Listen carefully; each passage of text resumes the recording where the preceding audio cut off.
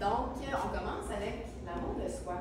Tu sais, selon la définition, l'amour de soi, si on regarde Wikipédia, ben, ça dit la tendance à rechercher sa propre conservation, ainsi que ce qui nous satisfait dans un rapport intrinsèque à soi. Ça reste un petit peu vague, mais on peut comprendre que le rapport intrinsèque à soi, ben, c'est quelque chose qui part de l'intérieur de soi-même. Tu sais, c'est contraire à l'amour propre qui, ça, va être un besoin extrinsèque. Dans le fond, c'est de rechercher l'amour, mais à l'extérieur de nous, au lieu d'être en mesure de s'en soi-même.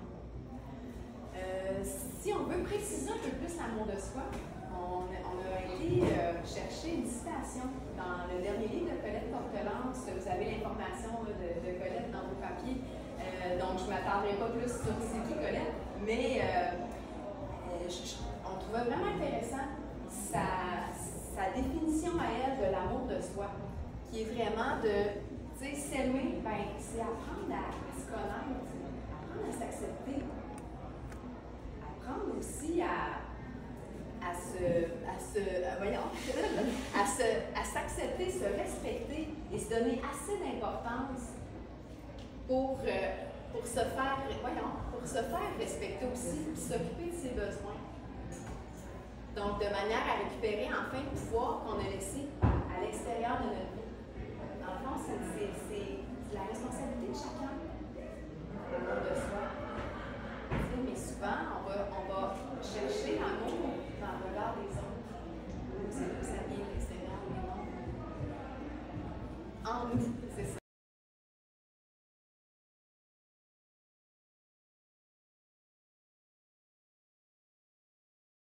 Elle disait, s'aimer, c'est s'accepter, apprendre à se connaître, apprendre, c'est pas mes besoins, mes émotions. Quand que je suis à mettre ça de côté puis à juger que c'est égoïste, bien, je tombe dans une dynamique relationnelle. Je vais tomber à soit être très égoïste, donc dans pas l'égoïsme, mais l'égocentrisme. L'égocentrisme, c'est vraiment la personne qui s'occupe de ses besoins, puis je ne pense pas à la relation et ni aux besoins de l'autre. Tandis que l'altruisme, celui qu'on pense toujours le meilleur côté des deux dynamiques, c'est la personne qui va mettre la relation, elle va mettre les besoins de l'autre en premier, toujours au détriment d'elle. Et évidemment, je vois des personnes qui ça peut parler.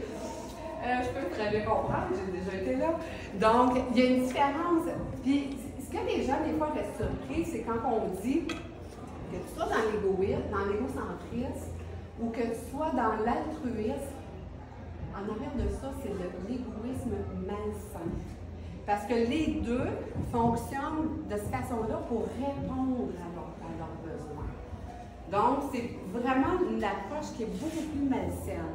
Mais quand on est dans un égoïsme qui est sain, c'est là qu'on va être capable d'harmoniser mes besoins, les besoins de l'autre et les besoins de la relation.